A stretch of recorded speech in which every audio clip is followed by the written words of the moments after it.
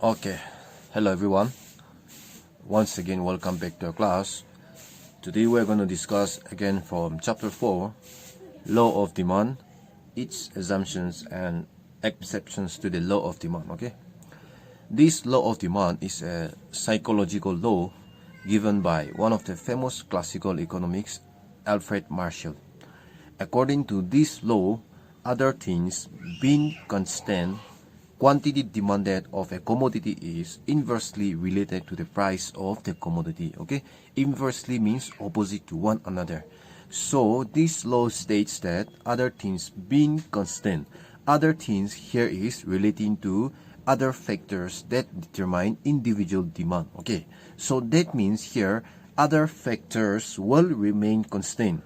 Other factors like price of related goods, income of the consumer, taste preferences and habits of the consumer, number of family members, whether etc., will remain the same, will remain constant as it is, except quantity demanded of a commodity, which is inversely related to the price of the commodity. Okay, so that means in the simplest term, this law studies only the relationship between price and quantity demanded. Okay, and we know that when price increase, our quantity demanded falls, and when price decrease, our quantity demanded rises, isn't it?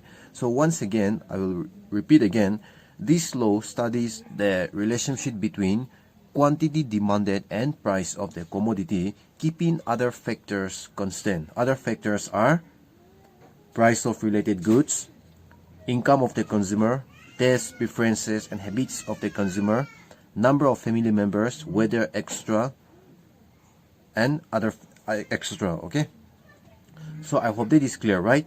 This law studied only the relationship between price of the commodity and quantity demanded.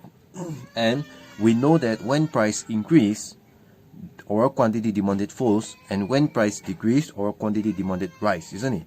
So this law study only the relationship between price of the commodity and quantity demanded by a consumer, keeping all the other factors remain constant. You should be very clear of this. Okay, I hope that is clear, right?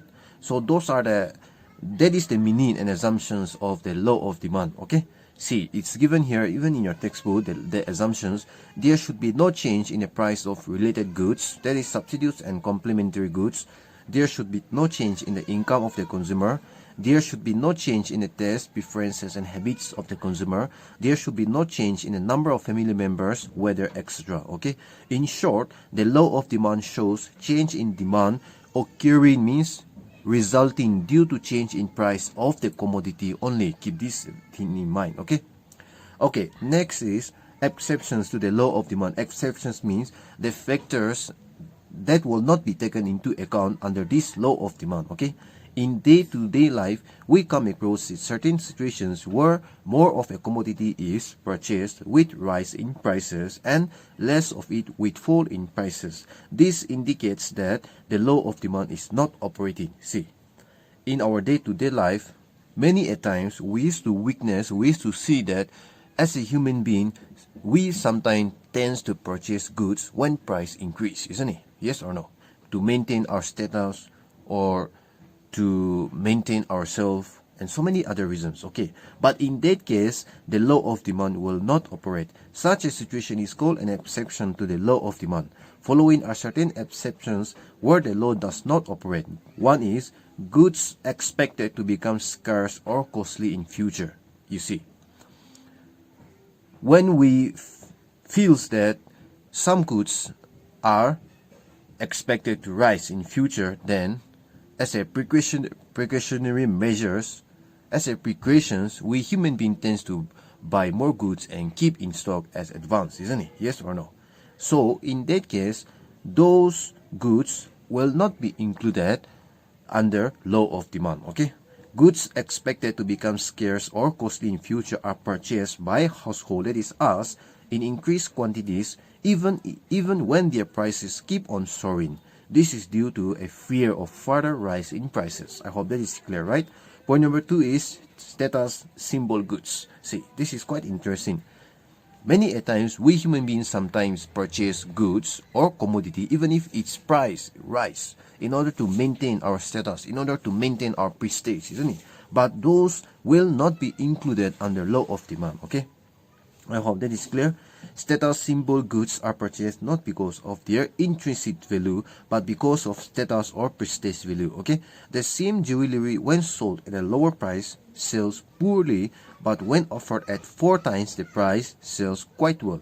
Similarly, demand for Alto Maruti cars has been rising in spite of the fact that its price has been rising continuously. Next is fashion. The demand for goods which are in fashion does not fall even when their price increase. Quite relevant. Nothing to explain. I hope you understand easily, isn't it? Okay. Next, necessities.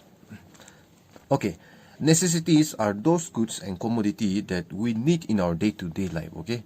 So, many a times we see that even if the price of those necessities, goods or commodity increase, we buy, isn't it? We buy, right? We purchase, isn't it? So in that case, the law of demand will not operate. Therefore, these things will not be taken into consideration under this law of demand, okay?